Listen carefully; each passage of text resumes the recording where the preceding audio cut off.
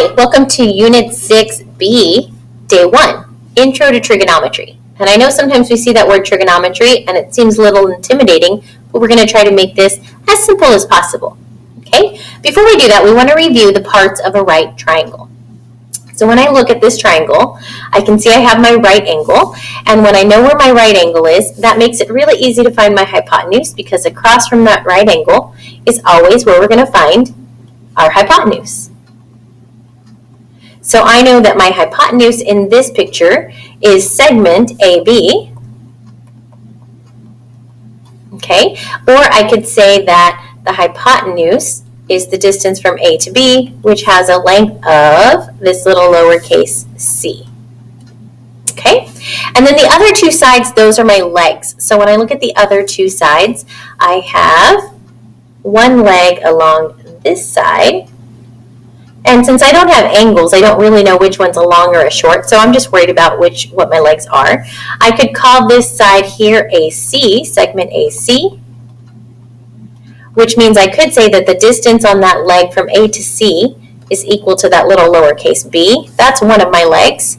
My other leg is this distance here from C to B, so segment CB is my other leg.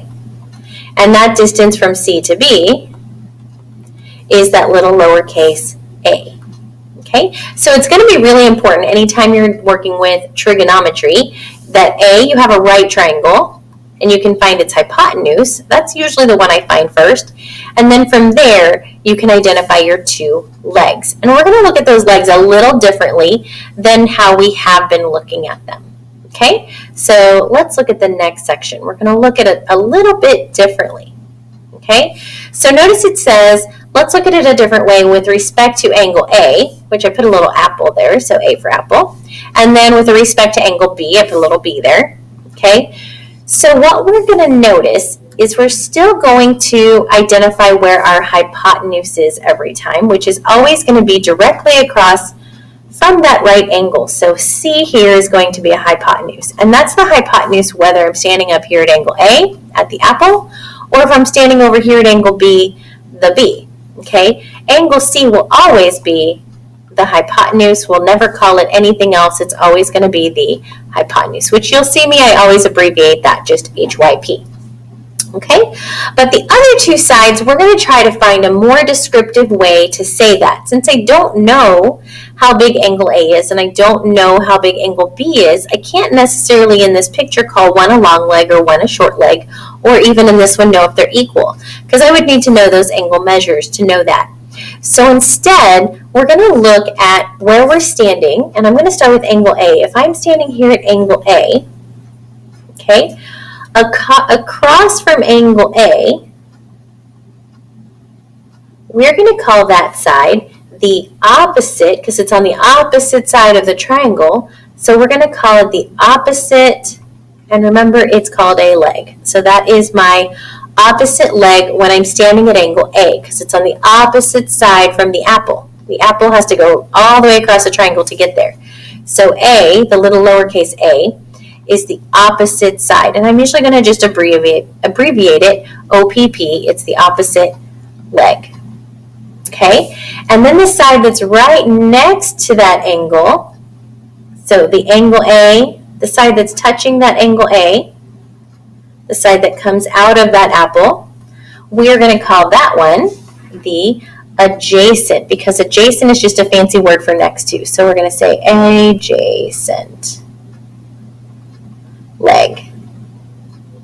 Okay, and when I come over here, I'm going to abbreviate that as ADJ, adjacent leg. So we're going to have an opposite leg. I have to go all the way across the triangle to get to it. We have the adjacent leg, that's the one that's right next to that angle, and then the hypotenuse never moves. It's always right across from the right angle.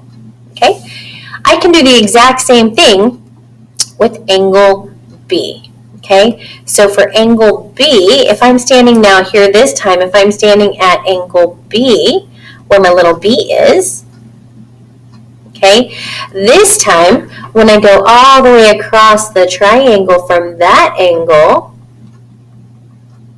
notice my opposite side is now, oops, way over here. This is the side that was the adjacent to angle A is now the opposite leg for angle B. So that little lowercase b right here is the opposite leg when I'm talking about this blue angle, angle B. And then the side that comes out of that angle, if I darken in that angle and then I don't pick up my pen and I go across this side that's not the hypotenuse, that is now the side that's next to that angle. So now it is the adjacent leg. So segment A, or the segment with the length of A, is now, we're going to call it the adjacent leg. So what we're going to see is these switch places depending on if we're standing at angle A or if we're standing at angle B. So it's important to know which angle you're standing at. Are you standing at angle A or are you standing at angle B? So that's your first thing, is to figure out where you're at. Then I always label the hypotenuse once I know where I'm at, and then figure out what your opposite and your adjacent are.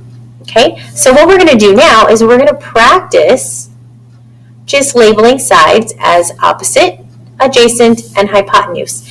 And remember, I'm always, for me anyways, I always start with the hypotenuse. Okay, start here. Because the hypotenuse is always easy to find because it's across from the right angle. That's always going to be my hypotenuse. Across from the right angle is always going to be the hypotenuse. Okay, so that's my hypotenuse. Now I have to figure out what my opposite and what my adjacent are. Okay, so my opposite, first thing I need to do is figure out what angle am I at. It says I want to be with respect to angle X. So here's the X. That means I'm standing at this angle right here. A lot of times you'll see me, I'll just put a little smiley face to remind myself that that is where I'm standing. That's me. Okay, my hair's longer on one side than the other. All right, so if I put my pen down at that angle and I draw across the side that's not the hypotenuse, that's the side I'm next to. So that's going to be the adjacent side. And the one, like if I shot a bow and arrow from where I'm standing across the triangle, that's going to be the opposite leg. Okay? Then if you look at the very next problem, I have the exact same triangle. The only thing I've done is I've moved my X. Now my X is at angle A. So this time I'm standing over here. Here I am. Okay? So again, if I put my pen down on that corner and I highlight the side that's not the hypotenuse, that's the side that's right next to me. So that is my adjacent side. And then the side that's across from there that's not right next to me, that I haven't labeled anything on, that is on the opposite side of the triangle. So it's my opposite leg. Okay, let's do a couple more of these, and then we'll move on in the next video to the next example. Okay, so let's do these few examples right here, and then in the next video we'll talk about some trig ratios. Okay, all right, so again, the very first thing I always do is I always find the hypotenuse, because that one's pretty simple to find. The right angle points at it, right? The right angle points at the hypotenuse. The right angle points at the hypotenuse. Okay, then the second step I like to do after I've done that is I like to say, okay, where am I standing? So I look for the X, or I try to figure out what angle I'm working with, and then a lot of times I'll draw myself here. Here. And here. Clearly not an artist. Even my little smiley faces are kind of sad. Sorry, guys. But they're happy smiley faces. Okay, so now that I've done that, I want to find the adjacent side. That's always the next thing I do.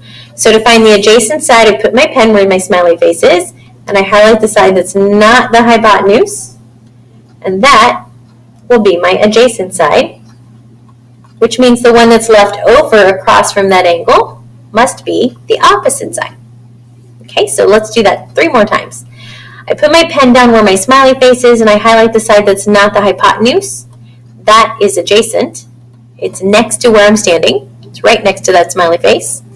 And the one that's across all the way on the opposite side is the opposite side. Okay, let's look at the next one. So I put my pen down where my smiley face is and I highlight the side that is not the hypotenuse.